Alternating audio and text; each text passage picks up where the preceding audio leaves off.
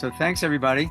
I'm Saul Preston. I'm the president of the ABD, and it's my great pleasure, our great pleasure, to honor to have Dr. Stephen Schiffenhaus today. And he's really a key opinion leader in biomimetic dentistry. So we're really honored to have him today.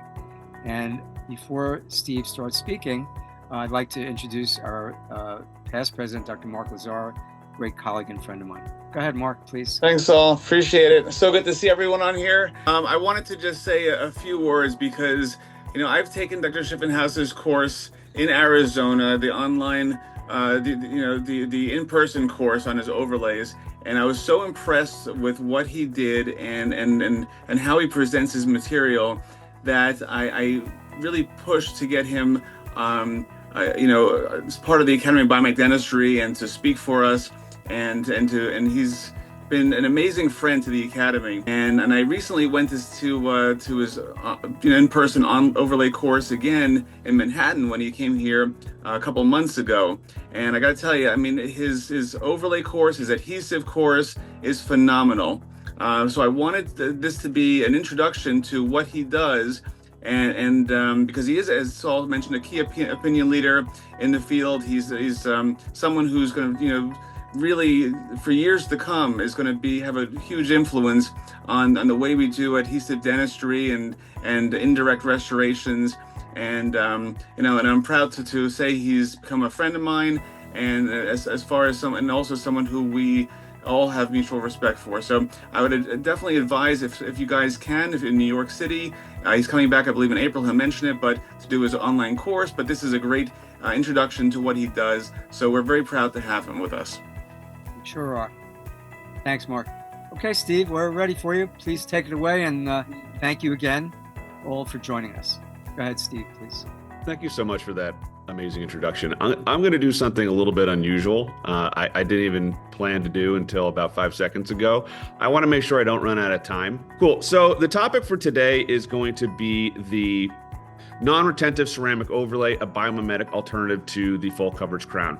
Now, what's interesting about this is I would say in terms of biomimetic dentistry, this is probably about as aggressive as we can get. In fact, I would say we could go as far as to a crown, even though I'll do everything I can within my power to avoid a crown, as long as it's done adhesively with immediate dent and sealing. Sometimes there's 360 degrees of damage, and that's all we're left with. But short of going with a crown, I would say the overlay is probably the most aggressive and maximally invasive biomimetic restoration. There is nothing cheap, convenient, or quick about what's on the screen right here. This is what got me excited when I was in dental school, was I wanted to do dentistry like this.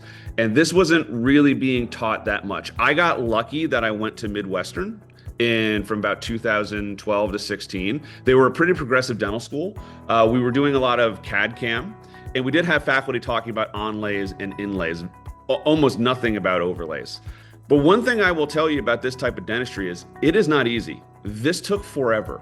It is really hard to do inlays, let alone multiple inlays. And you wouldn't think it would be, because we all think of MOD composites, or at least MOD preps, as being pretty straightforward, right?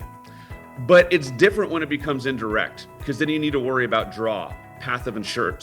And the more closed the geometry, the more difficult it is to make sure you don't have undercuts, to make sure that you have proper path of draw, that you're going to be able to seat, and that you don't get an open margin in delivery.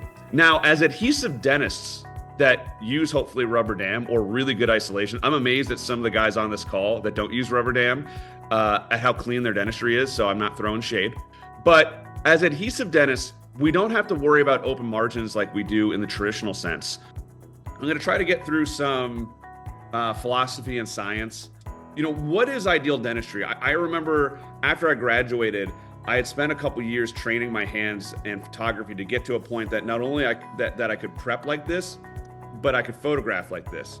So while I had been exposed to biomimetic principles and was very excited about adhesive dentistry in dental school, I had to go out into the real world. I was in corporate dentistry my first year, and then I temped for 6 months, and then I bought my first practice. And there were so many talented wet finger dentists that did not take adhesive dentistry seriously, that did conventional corporate dentistry, and I fell into it. I wouldn't say I stopped believing what I believed in dental school, but I was trying to turn over a new leaf. I've always been very much an idealist, and it has sunk me, in certain scenarios where I've had my head in the clouds too much, and we have to live in the real.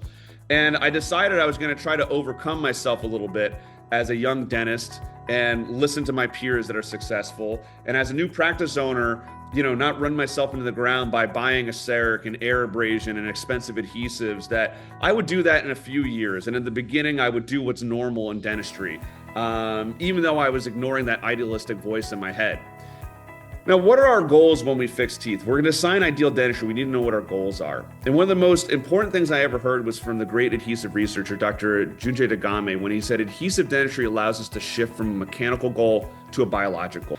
And when I look at traditional dentistry, I always think of it as metal-based dentistry because, like I said, I'm a first principles guy. And everything about their prep design and how they evaluate success and failures revolves around two things: the materials they're using, which were metals, so that informs their prep design. Number one, which is friction fitting, whether it's internal friction fit or external, or screws, right? But also their mentality, which is that the tooth is leveraged for the longevity of the restoration. You're wedging a hard metal so that the material can be retained and stay. Tooth be damned. You're screwing a post in, causing things to crack. Tooth be damned. Remember, the tooth is being sacrificed for extra longevity. But when things fail, they fail in a big way. Just like old school cars. You could drive them into a brick wall, they wouldn't break, but the people would explode. Their vital organs would smash together from the G-force.